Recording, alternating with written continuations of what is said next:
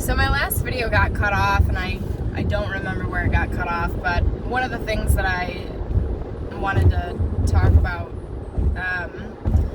so I have been dealing with gastritis, right? So it means the lining of your stomach, there's like a mucus film, right, that protects it against like your acids and things like that can cause irritation. And so the issue that I'm having is that I need to find a holistic doctor or somebody who's willing to actually look into what's going on. Normal doctors really just don't seem like they care, and it's just, CT scans, they put me full of the dye, and then they this and that, and then you feel like crap. So really, I know what I need to do, inevitably, and it's, but the thing is, and what stuck with me, I watched a video the other day, and it's from Dr. Oz. He was talking about what's your trigger, right? What is it that I'm eating or doing? Inevitably, I feel like there's some sort of food allergy that I have, that I'm keep putting in my system, or whatever, that's triggering this response that over time, because, and forgive me, it's not an allergy, it's a sensitivity. I'm not going to die if I eat this said item instantly. The sensitivity is something that continuously over time breaks down my immune system, causing the gastritis, causing the reaction. It produces a histamine response in the system. So I have been told for many, many years to do an elimination diet. And I feel like this all ties in with everything. So I wanted a quick answer. I want to know what it is. So I looked at Everlywell for the blood testing for sensitivities. And I think that it's great. It tests at that moment. I think what I've read and what I'm not quite sure about is it's testing, and what I'm gathering is it's coming up with whatever's heavily present in my system at the time of the test. So I had done this about 2017 the first time, and I had just redone it in May. And the first time around, egg yolk was very high. Well, I worked at a breakfast place for 4 years, so if I'm constantly touching around, breathing in the proteins, it's everywhere. I don't eat egg yolk because I know it's an instant vomit reaction for me if I have like deviled eggs or scrambled eggs with the yolk in it. So I would do egg whites, which is still it still triggers a response in my system.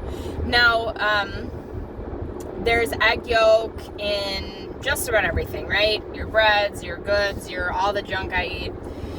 So inevitably, to go, and here's the thing, I cannot fit into one specific diet because I can't do almonds, chia seeds, sesame seeds.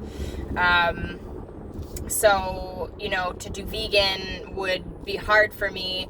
And so pretty much just cooking at home, cooking up my own things, really just sticking to what agrees with me. So again, coming back to rushing through these, I never wanted to do the elimination diet because it required me cutting a particular item out for months on end and then slowly reintroducing it, paying attention, writing it down, this and that. And of course, I don't want to do that. I just want to know. Well, I had the blood work twice. I had done a hair sample. I think my hair finally grew back.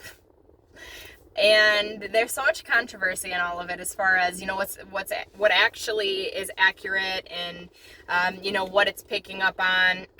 And so, I have a lady back in my hometown who has this biofeedback machine, and it wraps it around your wrists, your head, your ankles, and it's the electric. It's not the Zyto scan, it's something different. But whenever she does the scan and it picks up on stuff, it's always really scary. But, sometimes it can be like, okay, so quite often she always comes up with meningitis, which is terrifying. So yesterday, or the day before, I spent tons of time going through, pulling all the information from the allergy sensitivity and the blood and the hair and the whatnot and the genoplate to see, what's coming together, what's lining up, what's different, and really just trying to figure out, okay, so yes, I have these 30 items that I'm not reacting to heavily. And so out of those 30 items right now, while I have the gastritis and my system is super out of whack and everything is, harder on my system, I've really got to limit it down to maybe like 5 or 6 items. So winter squashes, zucchinis, lettuces, things that are very alkaline, that isn't going to cause a reaction or anything acidic. So, so I was looking through in the hair sample, because I was living in a house that was full of mold, like 4 years ago, and one of the molds in there, the name is very hard to pronounce, Cida, I don't even know what that starts with a C, but inevitably it's some sort of mold in it. It's like it kept, and forgive me, I'd have to do research again, but something meningitis. And like I said, how they correlate or what that means, I had read about it, but I forgot right now, like I'm drawing a blank, like I couldn't tell you while I'm driving, but very interesting, because when I did my scans, that meningitis pops up, right? And so sometimes when you get, when you get the scan done, sometimes it's telling you, there's something, but maybe, it's a parasite that's triggering the same symptoms that would come up as a meningitis, or, something as a cancer or something. And I had done a lot of research about candida, and candida is a yeast overgrowth, right? So your whole body is taken over by this bacteria, and it's consuming you, and it's causing an inflamed system in every part of you, and you're just hot, red acid, just not doing well, right? And so when your body's in that state, that's, contributes to disease and sickness and growth of, cancers and things that we don't want. And so when you balance, and you, like I said, you do like an acidic, you reduce the acidity and do alkaline, and really, try to heal all that. So the point is coming back to the elimination diet, and we were doing the analogy last time about, slow lane, fast lane, because I want to know already. I'm sick of being sick, but it's also up to me to stop putting the crap into my body. Well, I have a problem with binge eating. My hormones are messed up. I haven't had a period since April. It's August. There's something going on hormonally, which can also be an imbalance because my system's off. The histamine response, stress. I know stress has been very hard on me, which is also contributing to the gastritis. So again, what is my trigger for this gastritis? What is my trigger for these food sensitivities? There's triggers that I need to identify, and Dr. Oz was talking about, stress, caffeine, I think it was acetaminophen, but there are certain things, and it's like a diet plan. People think that, oh, this pill worked for that person. No, it's not a one-size-fits-all plan. You can eat tomatoes. I don't dare eat tomatoes. I know better, right? I don't eat red sauce. That's too acidic. So learning to identify what it is that's causing these problems in our bodies and whatnot takes time. That's the whole being patient, really taking the time, and I don't want to. It doesn't sound fun. It doesn't sound like something I want to do, but, inevitably I have to do it. And it's not that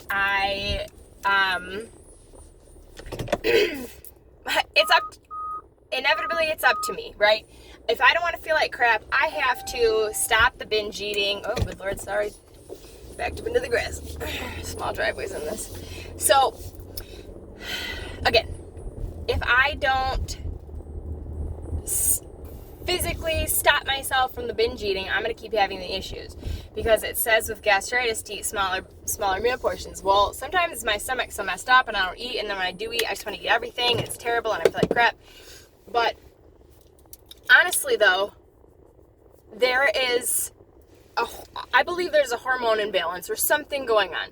So if there's something going on that's triggered the stop of my period, and that is causing all these issues with my stomach and whatnot, like, I have to figure out what that is. So if we're coming back to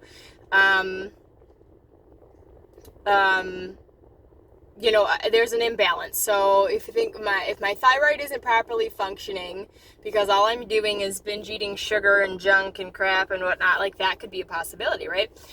So I have to, I really have to do this elimination diet. Like, there's no ifs, ands, or buts about it. Like, if I want to figure out what's going on, like I said, I can push and ask the doctors. They don't seem like they care when it comes to stuff. I can't just be like, hey, this came up in a hair sample. It's a mold. Like, what do you think about this?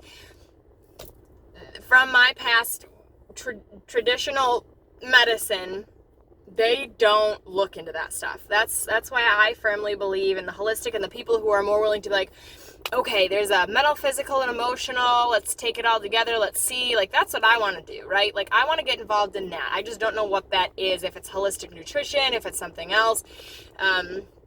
Because, goodness, I have enough experience, and really just, I want to bring the awareness and the attention to, the possibility of, okay, maybe, like I said, I shouldn't be eating this every day, or maybe I should try cutting it out, see how I feel. And again, I can tell you what to do, but if I'm not doing it, that's not helping me, right? And so the other day, I finally was like, okay, I'm going to make this salad. I ate half, put the other half away. And then I ate some more stuff that I probably shouldn't have eaten, right? Well, then I got so sick. Like, I felt like I was going to throw up. Like, I did not feel good. And it lasted for like 3 hours. And the thing is I had eaten probably 4 or 5 different things to where I could not pinpoint what it was. So the dip I ate, which I know, like, I like it, but I don't, and it has stuff in it that I don't really care for, so I just threw it away. I was like, well, we're not doing that again. So then I was looking at the ingredients and the other stuff, and the one chips had a pea protein, and I've known in the past that I can't do a pea protein.